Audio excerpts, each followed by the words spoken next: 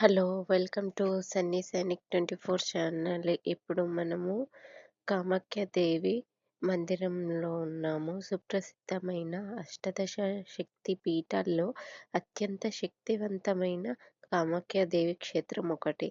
అస్సాంలో బ్రహ్మపుత్ర నది ఒడ్డున గౌహతి సమీపంలో ఉంది ఈ ఆలయం.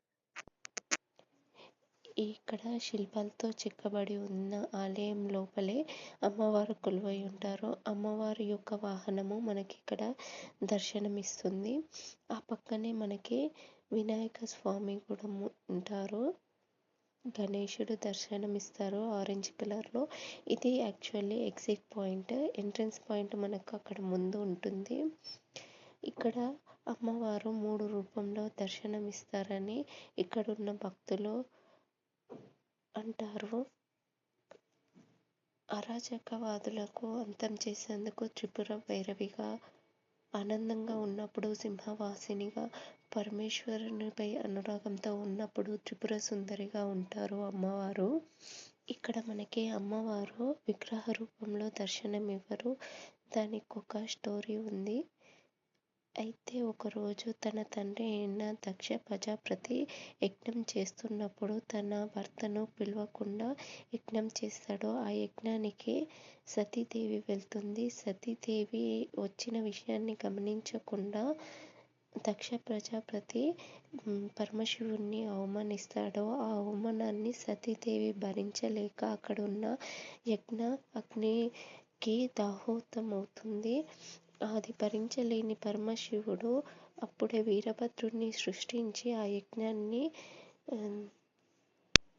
భగ్నం చేయమంటాడు. తనలో అర్ధభాగమైన భార్యని తీసుకొని ముల్లోకాలు తిరుగుతున్నప్పుడు దేవతలందరూ శ్రీ మహావిష్ణువు దగ్గరికి వెళ్ళి ప్రాధేయపడతారు. శ్రీ మహావిష్ణువు తన సుదర్శన చక్రంతో సతీదేవి యొక్క శరీరాన్ని ముక్కలుగా ఖండిస్తాడు. అలా చేసినప్పుడు తనలోని యోని భాగం అనేది గౌహతిలోని నీలాచల పర్వతం మీద పడింది.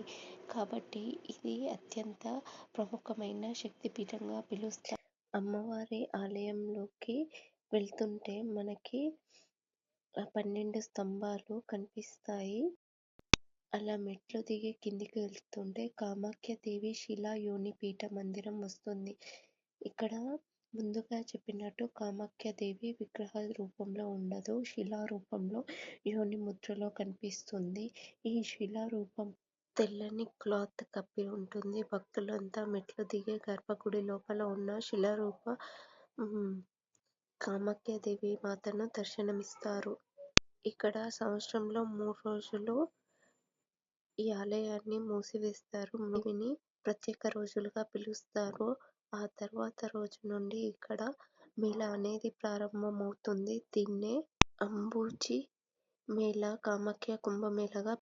అమ్మవారి యొక్క శరీర భాగాలు ఈ భూమి మీద పడి ఇంకెన్నో శక్తిపీఠాలుగా ఉన్నాయి. అలాంటి శక్తిపీఠాల గురించి మనము ఇంకొన్ని తెలుసుకుందాము.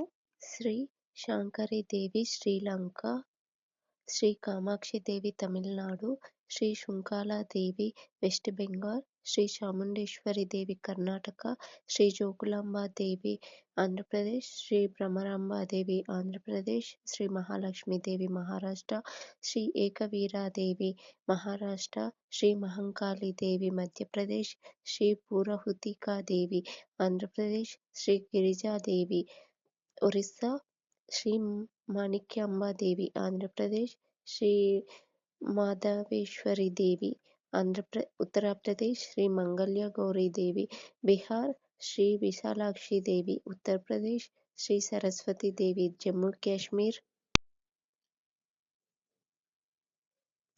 శ్రీ వైష్ణవీదేవి హిమాచల్ ప్రదేశ్, శ్రీ కామరూపీదేవి. ఇలాంటి మరెన్నో ట్రావెల్ వీడియోస్ కోసం మా ఛానల్ని సబ్స్క్రైబ్ చేసుకోండి, లైక్ చేయండి, షేర్ చేయండి. Thank you.